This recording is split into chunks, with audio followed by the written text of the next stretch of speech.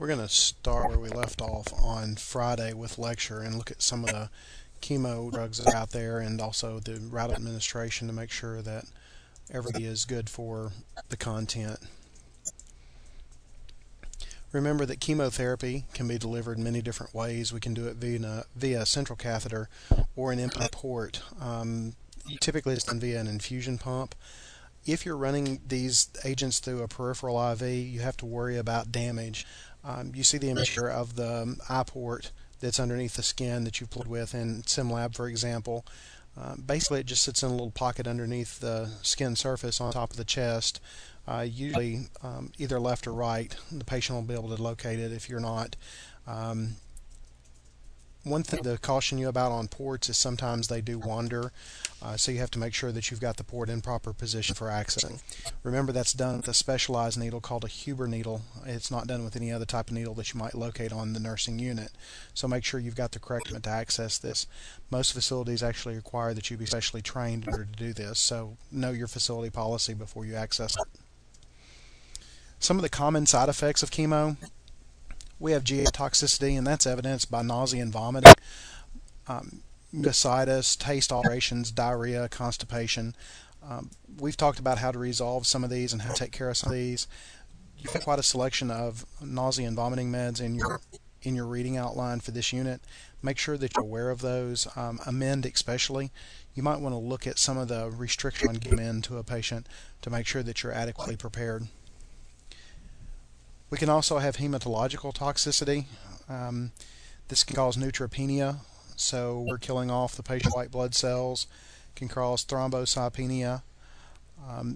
Other things we need to be aware of are renal toxicity, pulmonary toxicity, neurotoxicity, cardiotoxicity, and skin toxicity, as well as alopecia.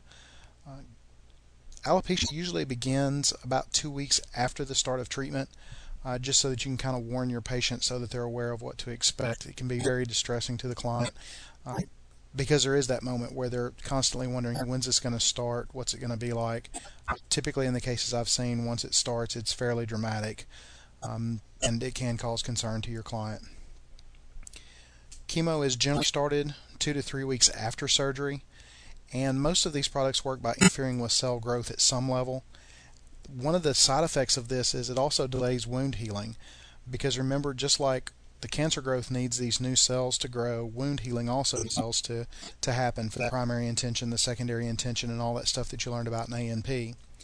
Bone marrow depression, we can see a decrease in the red blood cells for 3 to 4 months after receiving chemo, so keep that in mind. Remember, the life of a red blood cell is about 120 days, and for those that you're killing and there's no one there to replace them, they can enter a period of anemia after a period of time has passed after this chemo has taken place. So you definitely need to be watching for that decrease in those red blood cells 3 to 4 months after starting chemo, and making sure that you are adequately prepared to deal with anything that might cause. Some resources for chemotherapy, they're listed there on the web link. Remember, some of the major things about chemotherapy is the combination therapy. It works better in combination with other chemo agents. It works better with radiation. It works better with surgery. So you'll see often chemotherapy used not only by itself, but as part of an actual treatment regimen. So keep that in mind, looking at your patients' profiles, looking at these meds. You're going to see more of these patients, especially as you round the next semester, going into pediatrics and also into critical care. Anti-cancer medications also destroy the DNA and RNA of normal cells.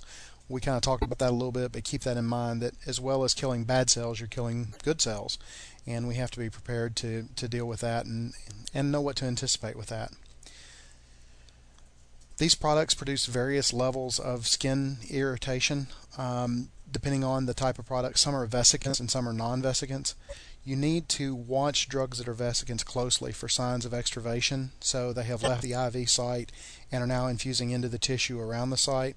Some of the signs and symptoms that may have occurred is redness, swelling, heat, liquids leaking out of the actual insertion site of an IV. That's a big sign that something has gone terribly wrong. You need to stop the IV immediately if it's a vesicant. I can't stress enough. You've got to stop infusing additional volume into that space underneath the skin. You can cause a fairly serious burn with these products. If it is a vesicant and it's not contraindicated, you need to attempt to aspirate any residual med from the line and from that tissue. So draw back on it, clear the catheter, clear the wound as much as you can. For institutions that have fairly large burn departments or plastics departments, you may consult them for additional items that can be used to resolve that burn, because that's basically what we're going to do to the patient's skin. Several categories of chemotherapy agents. There's the alkylating agents, and there's a couple of those listed there. Remember that an alkylating agent causes single and double stranded breaks in DNA. This results in cross-linking of those strands, and it also bonds covalently, and this makes it a more difficult bond to break.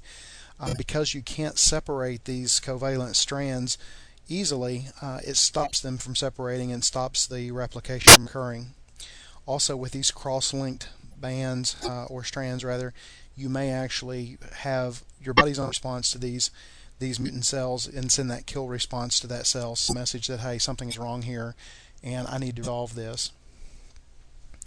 Antimetabolites, they interfere with production of nucleic acids, and this interferes with DNA synthesis, as most of the nucleic acids that are formed are necessary for the replication process. So if we interfere with that process, then clearly replication does not occur. Antibiotics, you guys should all be familiar with what an antibiotic does at this point. You'll want to look at adriamycin and neomycin. Both of these are antibiotics that we've talked about in other areas. Neomycin specifically, when we looked at GI content, you'll want to go back and look at that again as well.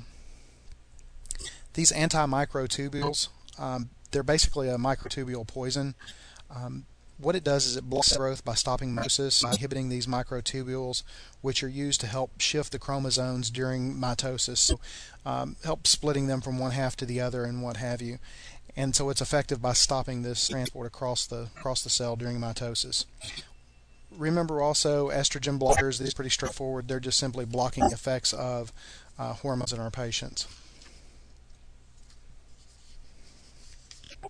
The first drug we're going to talk about is Cytoxan. It's typically used for breast, lung, and autoimmune diseases. It can be given PO, IV piggyback, IV infusion. It's a non-vesicant. It's a non-toxic form of mustard gas. That being said, it's usually prepared under a hood. It's not something that will be being prepared on the actual unit. Some of the side effects: nausea, vomiting is a major one. I would know vomiting. Nasal congestion, headache, hematuria, which is bleeding with urination, diuresis, headache. We need to make sure we're getting fluid intake of at least 2 to 3 liters a day. If they're not drinking, we need to take care of that via some IV hydration. Alopecia, obviously, bone marrow suppression. These are things that we need to be watching with this particular drug. This drug interferes with DNA replication, causes death of rapidly replicating cells. It's also an immunosuppressant in smaller doses, so keep that in mind.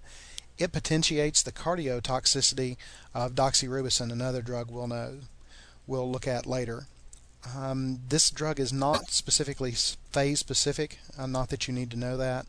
It's used on Hodgkin's, malignant lymphomas, multiple myeloma, leukemias, neuroblast, ovarian breast cancer. The big things about Cytoxan would be the vomiting, the hematuria, and the alopecia. These are things I would know, and also marrow suppression, which is going to place your client at increased risk for infection.